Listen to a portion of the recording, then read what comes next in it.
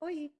O autor deste livro não se cansa de repetir que pensar é difícil, a curiosidade é frágil, mas a gente, professor, já sabia disso. Toda aula tem um aluno que faz uma pergunta interessantíssima e mal começamos a responder a pergunta que ele fez, porque ele quis e ele já está de papo com o colega de trás.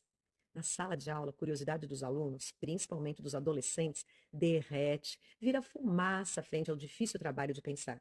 Tem tantas outras coisas que eles querem antes e com muito mais intensidade do que pensar, do que aprender, do que fazer o que está sendo proposto pelos adultos. E a mais importante delas é a pertencer a um grupo. O que a ciência cognitiva nos ensina é que essa preguiça mental para tarefas que envolvam o pensar não é apenas sinal de uma etapa da vida. É também uma característica do funcionamento do cérebro humano, que se evidencia mais em algumas situações, em alguns momentos, tipo na adolescência. Mas se pensar é difícil, se a curiosidade é frágil e se aprender dá trabalho, e se os estudantes são adolescentes fugindo do esforço o tempo todo, o que nós, professores, devemos fazer? E se pudéssemos tornar o pensar mais fácil, menos desgastante? Para isso é preciso entender como o pensamento funciona.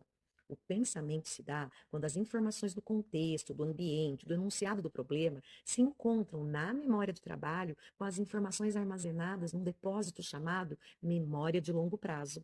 É aí que vem nossa primeira sugestão, com bases sólidas na ciência cognitiva.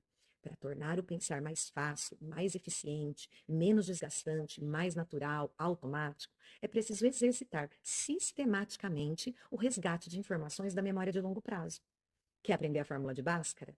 Tente repeti-la mentalmente, reescrevê-la de memória todas as vezes que for necessário utilizá-la. Evite consultá-la na internet, no caderno, no formulário. Exercite o resgate da memória de longo prazo. Fez sentido para você? Vem com a gente que vamos continuar nos aprofundando na leitura desse livro. Vem?